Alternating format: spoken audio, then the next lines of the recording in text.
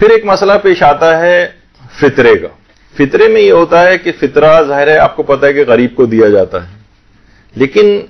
کیا فطرہ تبلیغ دین میں، کتابوں کی اشاعت میں، مساجد و امام بارگاہ کی تعمیر میں، اس میں بھی دیا جا سکتا ہے یا نہیں دیا جا سکتا؟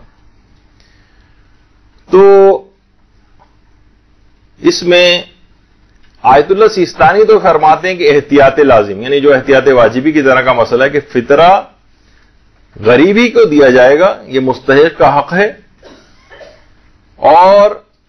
یہ غیر ذی روح جو ہیں، یعنی مثلا اس لحاظ سے اگر دیکھیں مثلا مسجد کی تعمیر ہے، امام بارگاہ کی تعمیر ہے، کسی مدرسے میں ہے،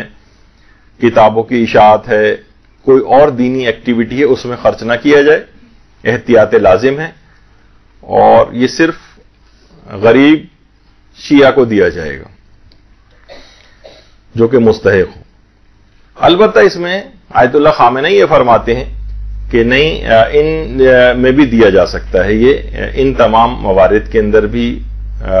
مسجد کی تعمیر میں، امام بارگاہ کی تعمیر میں، مدرسے کی تعمیر میں، یعنی جو دینی جو اور کام ہیں، تبلیغات ہیں، اس کے اندر بھی اس کو خرچ کیا جا سکتا ہے. تو اب آیت اللہ سیستانی کے احتیاط واجب میں جو اپنی تحقیق کے مطابق جو دوسرا مرجع ہے اس کی طرف ان کا فتویٰ دیکھیں کہ کیا وہ اس کی اجازت دیتے ہیں، کیونکہ اکثر لوگ جو ہیں وہ چاہتے ہیں کہ مثلا ہمارے علاقے کے اندر مسجد تعمیر ہو رہی ہے، امام بارگاہ تعمیر ہو رہی ہے، یا مثلا جہالت بہت ہے، ہم چاہتے ہیں کہ پیسہ کلیکٹ کر کے فطرے کا سے کتابیں وغیرہ چھپوائیں، تو وہاں پر یہ مسئلہ آتا ہے. تو احتیاط لازم میں دوسری طرف رجوع میں جو بھی آپ کی تحقیق ہو ان کا فتویٰ دیکھیں گے، نیکسٹ عالم کون ہے ان کے بعد، اور ان کے مطابق عمل کریں. البتہ بہرحال رہبر معظم کی طرف سے یعنی اجازت ہے کہ یہ ان میں دیا جا سکتا ہے. برحمتك يا أرحم الراحمين